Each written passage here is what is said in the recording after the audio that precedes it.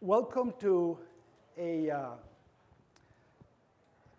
incredible odyssey, an incredible odyssey about the past, the present, and the future of extended reality, of multisensory engagement, and artificial intelligence in healthcare and education. Imagine a world, imagine a different world where the boundaries between the physical and the digital dissolve, giving birth to a new dimension of healing and learning, of healing and teaching. I'm very passionate about the smart use of technology to improve what we do. I'm very excited about multisensory perception in XR. You're all experts, so not need to explain what XR is. But in the digital Garden of Eden, I think multisensory perception is really like the forbidden fruit that allows us to feel, to smell, to touch, to hear, to see a new dimension in education and in healthcare. It has been a revolution, really, where the headsets were gigantic and bulky to headsets that were very user-friendly in a way, but out of their time. For me, it kind of all started with Google Glass when I did the first operation with Google Glass, the now deceased Google Glass, using it in live surgery. And that really started for me sort of a career of sorts in regards to how integrate this technology into being better clinicians and better humans. I'm going to shut up for a second and let you introduce this video that I recently created. Can you bring the volume up, please? For more than 3 decades, my job has been centered around certainty. The certainty of hope, of saving or improving the lives of those who trust me through surgery. Once you chase the ability to strive for certainty, the mind becomes restless. And that is the seed of possibility. Welcome to the world of extended reality. Through XR, we can understand the glory of our past, the pulse of our present, and the potential of our future. However, there's a greater possibility that XR presents. It can give us the ability to revolutionize the fabric of humanity, medicine, and education through technology. You can harness the potential and efficiency of your practice by enhancing your world through augmented reality. You can become a better learner through virtual reality by opening the doors to innovative simulations and resources, or interact with a hybrid world through mixed reality where the possibilities are endless. There's never been a better day than today to change our world for the better. My goal is to bridge the gaps in healthcare and education by instilling humanity and technology into the lives I touch. Join me in building a new world of possibility and certainty through passion, vision, and collaboration. So my talk is about getting the feels, all about multisensory, polysensory stimulation in order to improve the experience. Some of you might be familiar with the unwelt word.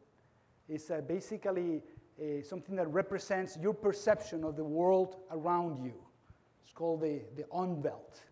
And we have 5 senses, right?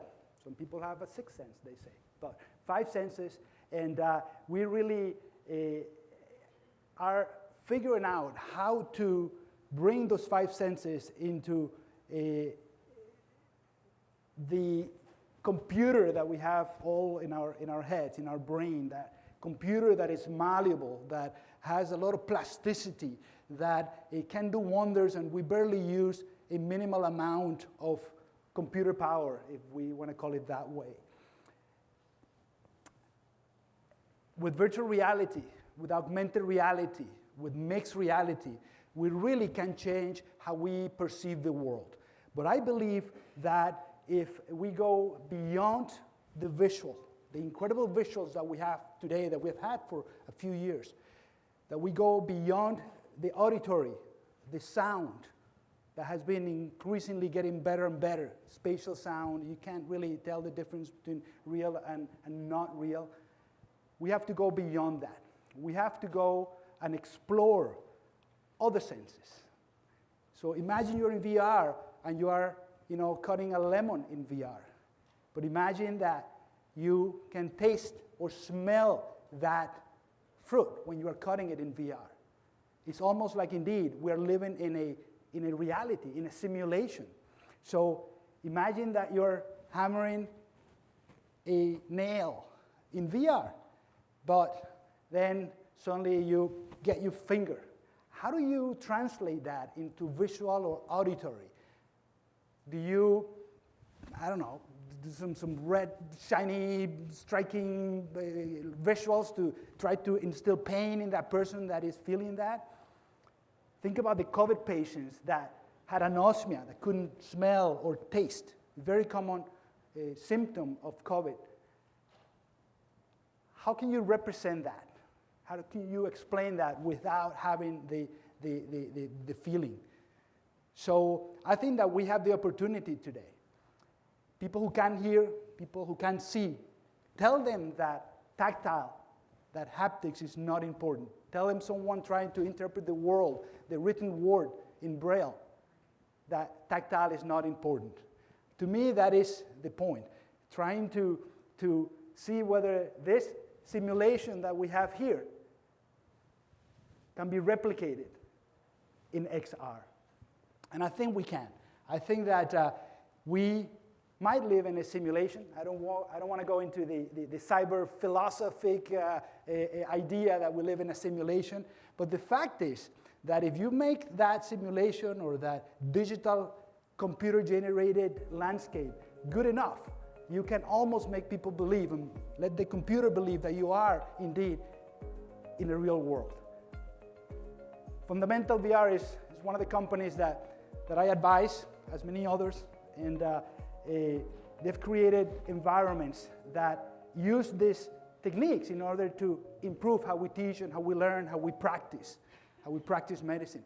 From learning how to set up an equipment to a setting up of a robotic room, the potential is unlimited. There are companies like rescue technologies that bring that extended reality, that mixed reality, and integrate it with the physical world in the operating room, and every endoscopic feed can be brought to XR, and you can be operating in the real world, but then you are actually into that metaverse that Brennan talked about, and you can bring all that digital data and interact with the digital data in a much better way than we used to do. Rather than having to look at the monitor or look at the screen, we are living it. We are inserted into that reality. I think that is very, very powerful. As a surgeon, for me, that is really invaluable. There are other companies as well doing this. Apocular has an incredible platform where you don't have to set geographical or physical barriers. Anywhere you are, you can bring the data that helps you treat or improve that patient's condition with, in this case, surgery, to where you are. You can practice the surgery, you can review that mental map, you can really do it and do it and do it and do it until you finally master it before you go to the human. Also, VR is a great technology as well, a great platform that helps you learn, again, like the flight pilots, learn and learn and learn and learn and master and become an expert before you even touch a human. This is actually a very powerful video, I thought, and that's why I brought it.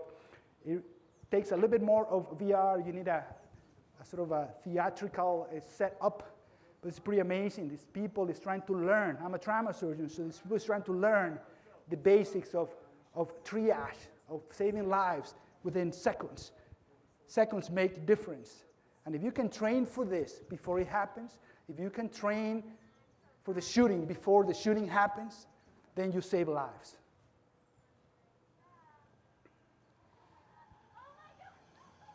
You can put volume up maybe? A little bit. It was just the brakes just suddenly went out. I mean, I was trying to find out, and like Mike was able to walk initially, but then he's We're seeing the green screen, but they are seeing the bus and the kids and the blood and the screaming, and they're living that, and getting used to that, and making it unfortunately common for them to react and within seconds, make a difference in someone's lives. That is very important. And I think that if we bring sensory integration, if we bring haptic, touch, XR, and also a semantic understanding of the physical object that we're palpating, that we're relating with via AI, I think that the possibilities are unlimited. Haptic is a term that you all know. The sense of touch started back with the Greeks, haptesti, and it meant touch. And then the Latins created the science of touch, and in Latin, haptethai. And then in the 1870s or so, one of the fathers of experimental psychology, Ernst Weber, coined the term to talk about the science of touch and how we have external stimuli be perceived as touch, as tactile. That's the beginning of haptic. And the value of haptics in the last few years have been more than validated in VR. There are multiple studies out there.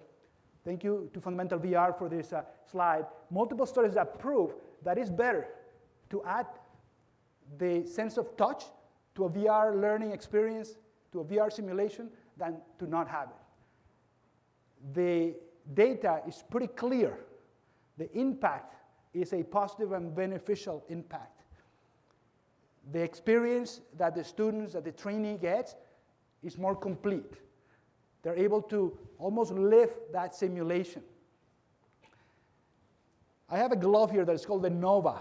This is I don't have the whole setup, but you have a VR headset, and with this glove, an extra setup, you can feel the experience that you are actually seeing and listening to.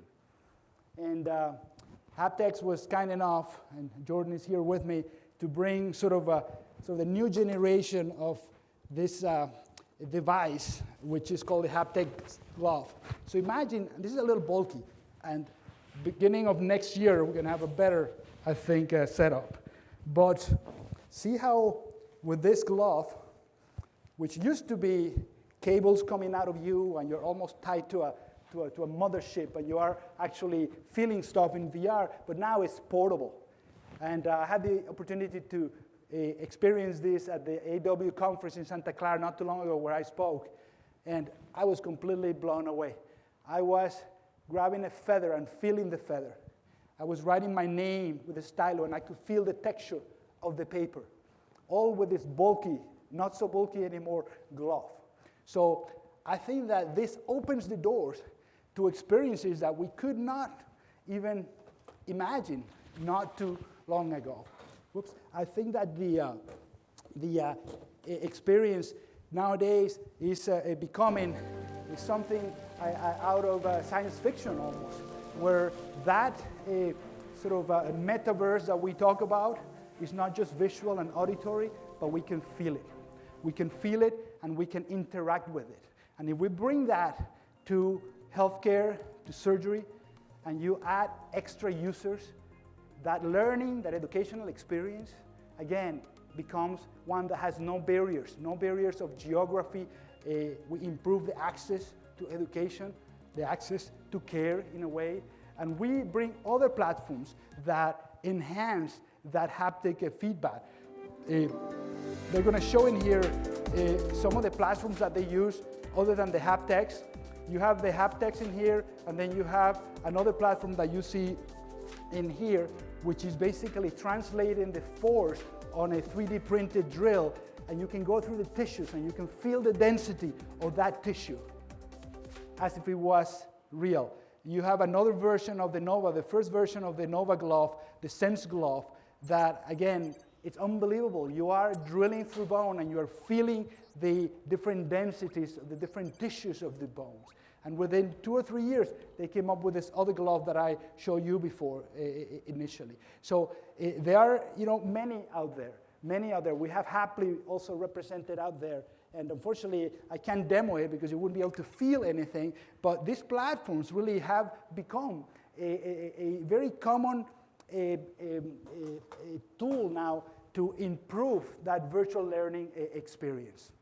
I think that we are becoming to an era that even things like temperature, the WearT, I don't have this set up with me here, but you can actually feel the temperature. I was trying this device at the conference, and I had to pull my hand out because I was feeling the fire and it was burning my skin in VR. I was grabbing ice and I had to let go because the ice was becoming so cold in VR that my brain was feeling that the ice in my hand. It was almost freezing. So I just couldn't believe. There were several booths with different gloves, not just 2 or 3, many gloves out there that are recreating that sensory experience in VR. So when we hear about the metaverse, when we hear about the metaverse and we think that it's only visual, that it's only auditory through a headset, we are completely wrong, because now it's becoming something that is much farther ahead. It's something that allows you to grasp a feather or write your name, feeling that. Go beyond that. This is OVR. OVR has technology that allows you to put this on a headset. And I was cooking pizza, and I was smelling the tomatoes, and I was smelling the mushrooms. And I believe Skip Rizzo have used this in his studies to recreate burning tire or powder and heal soldiers with PTSD, for example. So this is something that is real. And imagine what Brennan was showing, and you bring people to a peaceful setting, but they can also smell the salty ocean or the fears or the spring. All of that stimulates the brain even far beyond what we are used to in extended reality. Their new version has a sort of an algorithm where you can sort of mix different colors almost and then come up with this beautiful olfactory experience that it might be a smell that that doesn't even exist. So it's really, really powerful what is happening out there. I think that we are in an era that is becoming truly almost a Matrix style type of era. The metaverse that we will talk about is something real.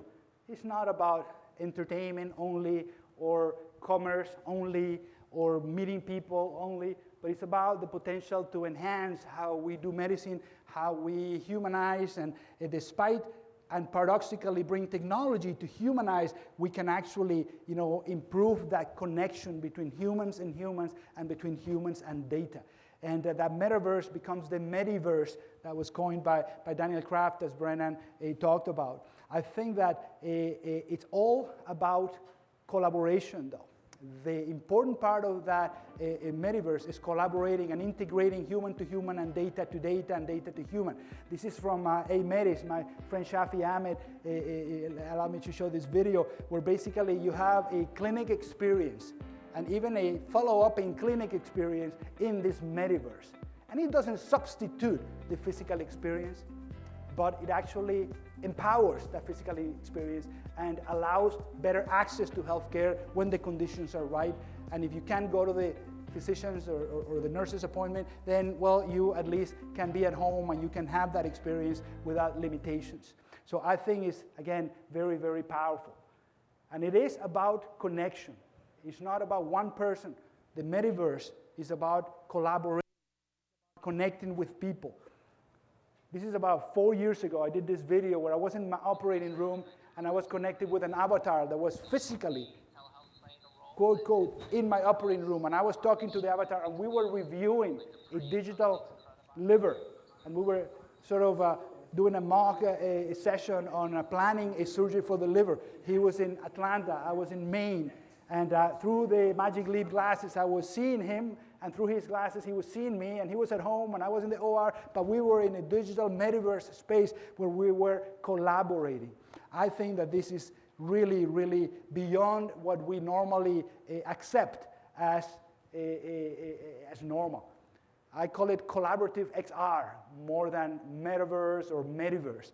I think that technology is evolving at a pace that very soon we're not going to have the heavy headset, we're not going to have the heavy glove or the platform like Happily or any other. We are going to evolve to have something that we just put on and then we recreate that metaverse experience in ways that we cannot even imagine. This technology exists. This is 5 years ago, this video, silicone contact lens with a circuit. And that circuit can become any type of circuit to measure glucose or to measure your temperature and vital signs to maybe create an XR experience of some type. And because I love science fiction and I love to end with this. You take the blue pill. The story ends. You wake up in your bed and believe whatever you want to believe. You take the red pill. You stay in Wonderland. And I show you how deep the rabbit hole goes. I just love that. I show you how deep the rabbit hole goes. So you take the blue pill and you stay in the healthcare of faxes and CD-ROMs and a courier bringing you the printed records, or you take the red pill and you do a metaverse visit. So that's where we need to go. And again, thank you very much for allowing me to share some of my perspective. Thank you.